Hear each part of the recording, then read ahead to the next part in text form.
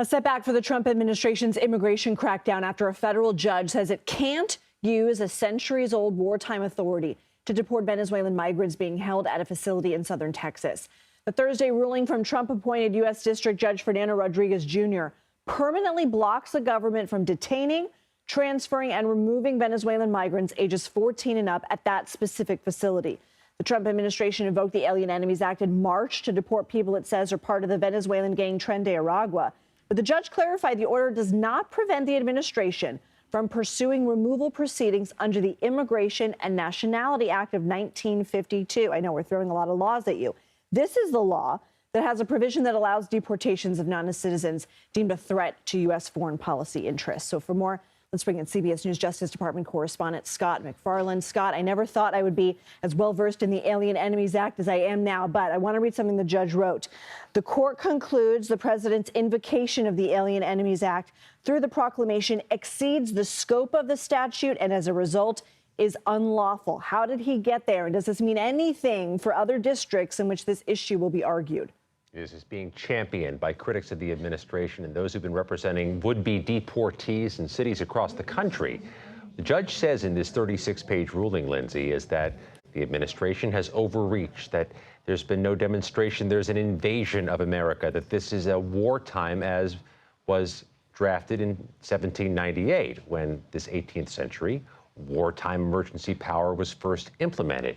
That being said, the judge also added that critical component you referenced, that he believes, and he puts in his order, the administration can still deport people through the traditional means, through the traditional powers used for deportation. And Judge Rodriguez, in saying that, Lindsay, echoes what other federal judges have said as they've looked at these cases. The chief judge here in Washington, D.C., the one who had ordered those planes turned around on March 15th with that first wave of Alien Enemies Act deportations, he also said his order wasn't to free the people who were being deported, but that the government should use the traditional means under the law, that this does not necessarily rise to the level of a wartime in which the Alien Enemies Act allows non-due process deportations.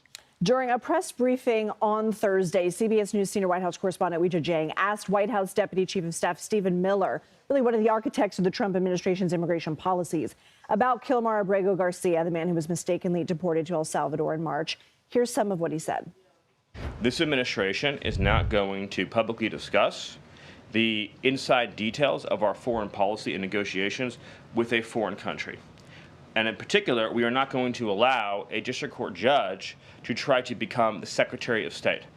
This is an issue that you have been watching closely and speaking with experts on whether we're on the brink of a constitutional crisis. But here we have Miller essentially saying that he's not going to let some judge enact foreign policy. How would you characterize the administration's posture? We know also that this judge in Maryland is refusing to give the Trump administration any more extensions to turn over information on Abrego Garcia.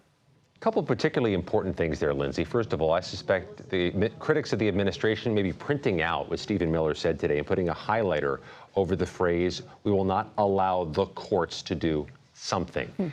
That's the type of constraint between executive branch and judicial branch, the type of face-off that people find destabilizing, potentially troubling, when the executive branch says it's going to stop the judicial branch from doing certain things. Let's put that aside for a moment. The other issue is this. Stephen Miller argued unequivocally today that he believes, the administration believes, Abrego Garcia is an MS-13 violent gang member. There's a bit of a delta there between what they're saying from the podiums and at press conferences and what they're arguing in court under the pain of perjury. The judge has ordered information from the administration about why Abrego Garcia was deported that way, why he has not been returned as initially ordered by the judge, what his condition is there, and those answers have not been forthcoming. The judge pushed those deadlines, as you mentioned, to next week, but she'd like to hear this type of information from an attorney in court, not necessarily from somebody at a podium in a press room. The Department of Homeland Security, Scott, has confirmed Thursday that Chris Krebs, the former head of the Cybersecurity and Infrastructure Security Agency, or CISA, has had his global entry traveler membership revoked. Krebs is a CBS News cybersecurity analyst. What more can you tell us about this? You have your global entry taken away. It makes it more difficult to travel internationally. And for certain people and certain businesses, it makes it more difficult to do business or be employable. What the Homeland Security Department said, Lindsay, is that it's been retracted from Chris Krebs, this global entry program, because of a potential, if not ongoing, law enforcement investigation.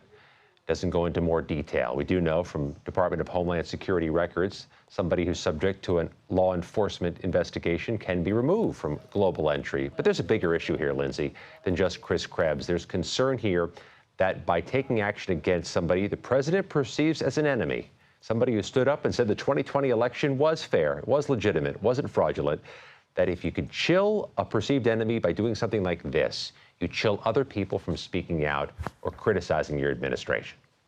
Scott MacFarlane, thank you.